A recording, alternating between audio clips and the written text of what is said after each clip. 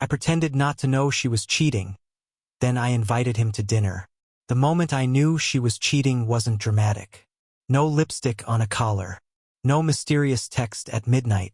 It was silence, too much silence. The kind you notice after years of shared laughter, inside jokes, and comfortable routines. One day, the conversations just got shorter. Her phone, always face up before, started living face down. She stopped asking me how my day was. And when she did talk, she always seemed to be somewhere else. Distracted, like she was waiting for someone else to text her back. But I didn't say anything. Not at first. I waited. I watched. I listened. Because deep down, I already knew the truth. I just wasn't ready to confront it. Until one night, I came home from work a little earlier than usual. Her car was in the driveway, but the house was dark. I stepped inside quietly. No TV. No music. Just muffled voices. I followed the sound to the hallway and stopped before I got to the door. I recognized his voice. Of all people, him. Let me be clear. This wasn't just some random guy. He was supposed to be a friend of ours. A family friend, as she used to call him. The kind of guy who showed up at barbecues, gave birthday gifts, laughed with us over beers. I used to trust him with our house when we went on vacation. I used to call him brother. Now I could hear him laughing with my girlfriend behind a closed door. I didn't kick it in. I didn't scream. I just stood there, let it all soak in. Their words, their laughter, the betrayal echoing through every fiber of my body. And then I left, quietly, slowly, without making a sound. Because that's when I made a decision. I wasn't going to confront her in anger. I wasn't going to lose my mind or fall apart. I was going to play it smart. I was going to act like nothing had changed. And then I'd burn it all down at the perfect moment, on my terms. The next morning, I made her breakfast. Eggs, toast, even her favorite orange juice. She looked surprised, almost guilty. "You're in a good mood today," she said with a smile. I smiled back. "Just happy," I said. "I've been thinking. Maybe we should have a little dinner this weekend. Just us. And maybe we invite someone over." She paused. "Who?" I said his name. She blinked. Just for a second. But it was enough. "Sure," she said. "That sounds nice." I could feel her brain scrambling behind her smile, trying to figure out what I knew, wondering if this was a trap. But I kept my tone light, casual. Like I had no idea she was sneaking around with him while I was working late to pay our bills.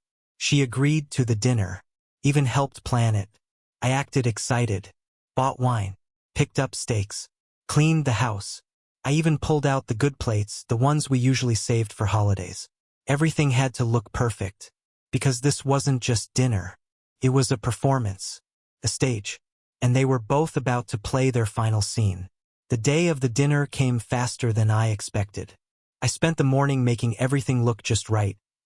Polished the glasses, lit a couple candles, even ironed the tablecloth. It had to feel warm, familiar, innocent, like just another friendly gathering. That was the whole point, the illusion. I wasn't just setting the table, I was setting a trap. And every little detail mattered. She floated around the kitchen like nothing was wrong, chopping vegetables and humming a song she hadn't sung in months. I watched her carefully, studied the way she kept glancing at her phone when she thought I wasn't looking. She didn't know I'd already read the messages. All of them. I'd accessed her cloud account 2 nights earlier, and what I found confirmed everything I needed to know. Secret meetups, excuses, late-night texts about how they couldn't keep hiding this forever. I had screenshotted the worst ones, not to confront her. Not yet, but just to remind myself this wasn't in my head. This wasn't paranoia. This wasn't some bad dream. It was real. And tonight I was going to make them feel it. Around 6:45, I opened a bottle of wine and poured 2 glasses. She took hers with a smile, her eyes soft like nothing was wrong. "Thanks for doing all this," she said. "It's really nice." I nodded. "Anything for the people I care about." She didn't catch the edge in my voice. Or maybe she did and chose to ignore it. That's how lies work. They survive on hope. Hope that the other person isn't ready to face the truth. At 7:05, he knocked on the door. I answered it with the same warm smile I used to give him at every birthday party, every backyard cookout. "There he is," I said, clapping him on the back like we were still friends. He stepped in, carrying a bottle of wine and a fake smile that matched mine. I saw the flicker of tension between them instantly. Her eyes darted toward me. His eyes tried not to linger on her too long. The guilt was practically dripping off both of them, but neither had the courage to speak first. I took the lead. "Come in. Dinner's almost ready." We sat around the table like old times, laughing, reminiscing, swapping meaningless stories. I played my part so well I almost forgot why we were there. But then I saw it again. His hand brushing against hers under the table when they thought I wasn't looking. Her nervous glance in my direction. The same kind of glance I caught the night I heard them behind the door.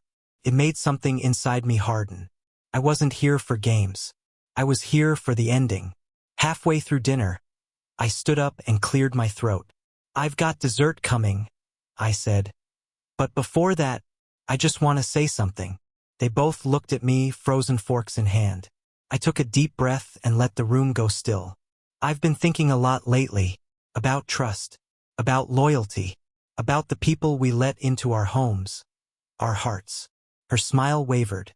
He shifted in his chair. "And I realized something," I continued. "Sometimes, the people who say they care about you the most are the ones holding the knife." Silence. She opened her mouth to speak, but I held up my hand. "Let me finish." I walked over to the kitchen counter and picked up a small black folder. "You both know I work in digital security, right? That I spend my days digging through data, finding what people try to hide." I placed the folder on the table and slid it between them. "Well, I found something." His hand twitched. She turned pale. I thought about yelling, about throwing things, about walking out. "But then I remembered something you once said to me," I said, turning to him. "You said, 'Real men keep it together, even when everything's falling apart.' So that's what I did." They didn't move. "Go ahead," I said. "Open it." Neither of them reached for it. So I did. One by one, I laid out the printed messages. Screenshots, timestamps, dates, pictures, all of it. The truth, undeniable, ugly, real. I watched their faces shift from confusion to horror to shame. The room felt like it stopped breathing. "I know everything," I said, voice calm, almost cold. "Every word, every secret meeting, every lie you told while looking me in the eye." She whispered my name, but I cut her off. "No, you don't get to say anything. Not yet." I looked at him. "You sat at this table dozens of times, ate my food, smiled at me like we were brothers. You looked me in the eye while sleeping with her behind my back." He opened his mouth, but nothing came out. Just guilt, just silence. And that's when I smiled. Not out of joy, but out of satisfaction. Because this wasn't just dinner anymore. This was the reckoning. Neither of them said a word for a long time. The folder sat open between them, its contents like a grenade that had already exploded.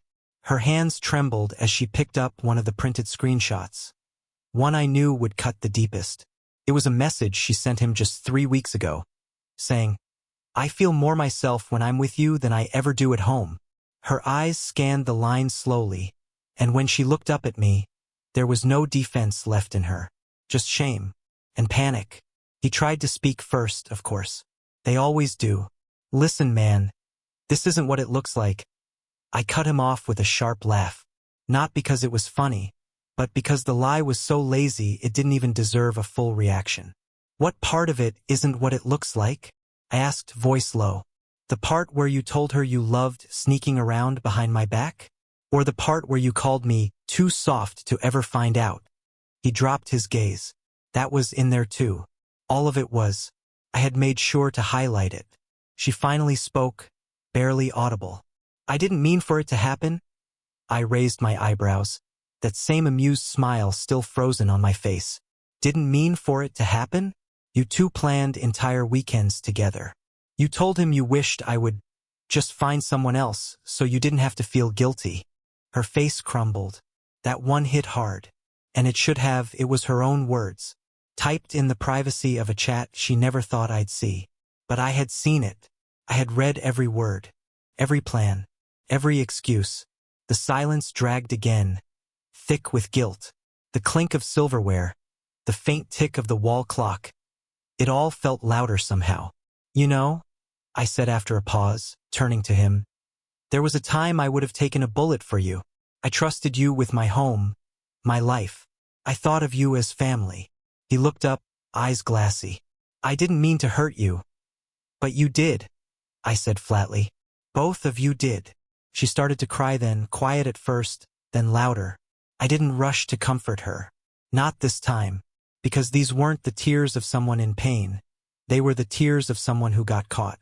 What happens now? She finally whispered. Now? I echoed. I stood, calmly stacking my plate. Now you finish dinner. Or you don't. Doesn't matter to me. Because while you two were playing pretend behind my back, I was setting things in motion. She stared at me, confused. He leaned forward, suddenly alert. What do you mean? I took my time wiping my hands. Then I pulled out my phone, opened a folder, tapped play. The sound of their voices, those same late-night calls they thought were private, filled the room. I had set up a recording app on our shared tablet, the one she used when she thought I wasn't home. It automatically backed up to the cloud. This isn't legal, she snapped, suddenly defensive, panicked. You can't record people without telling them. I raised my eyes to hers, cool and unwavering. Actually, in this state, I can, especially when it's in my own home. But don't worry, it's not going to court. She narrowed her eyes. Then what are you doing with it? Nothing, I said. Not yet. But I wanted you both to know how deep this betrayal really went. How calculated. How long you looked me in the eye and lied. This recording, that folder, that's not for revenge. That's just the mirror.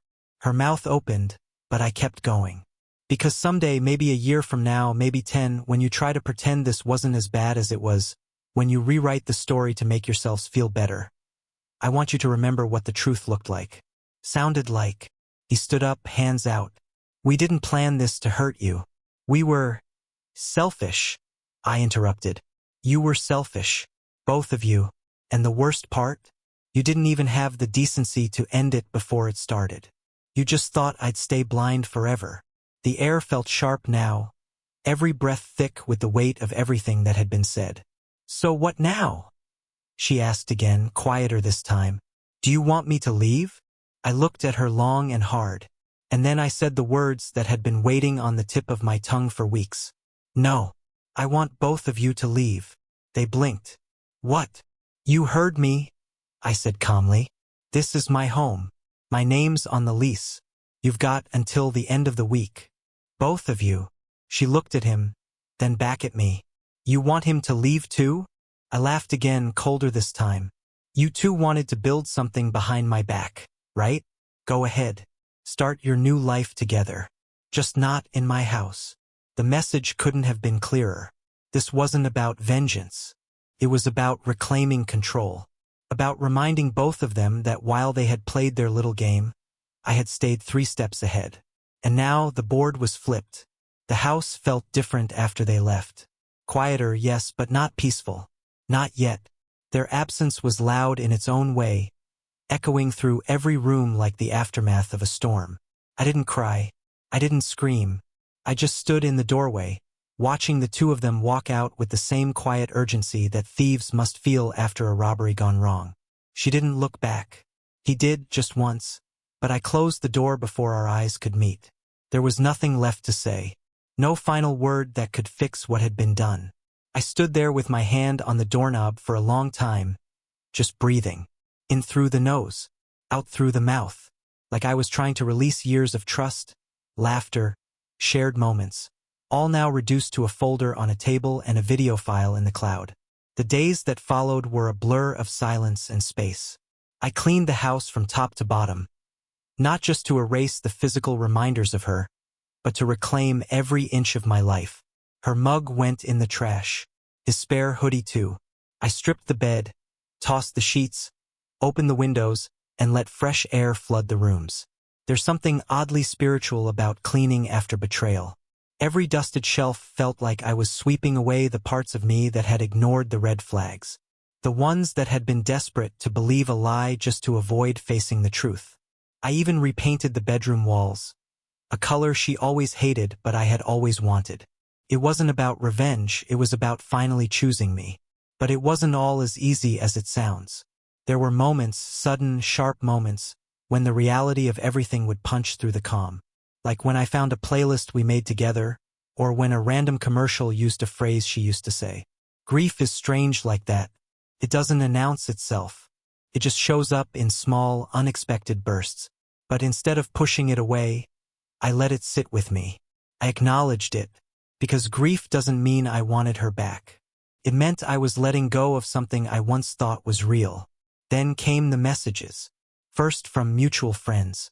Then from people who had heard their side. Some reached out with curiosity, some with concern, and a few with subtle hints of judgment.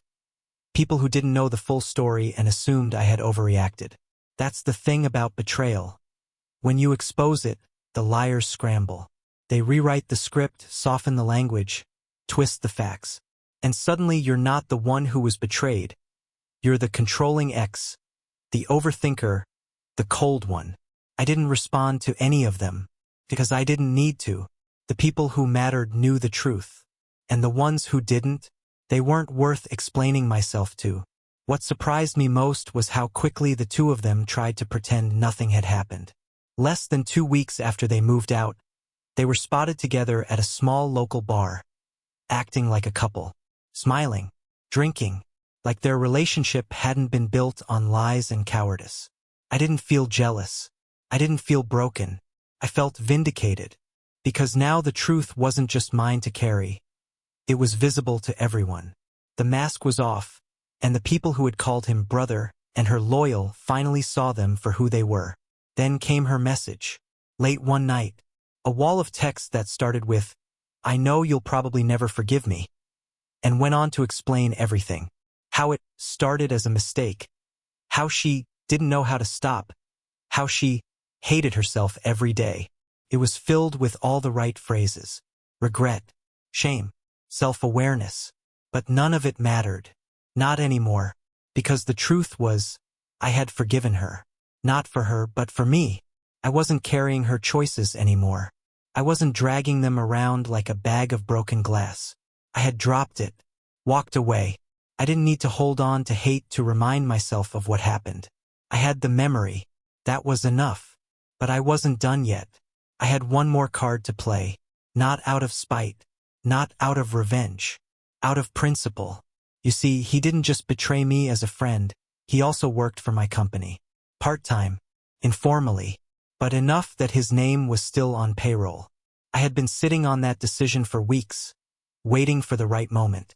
So I scheduled a meeting. One-on-one. Professional. Formal. He walked in, nervous but trying to play it cool. "Look, man, whatever this is, can we just move past it? I mean, what happened between us?"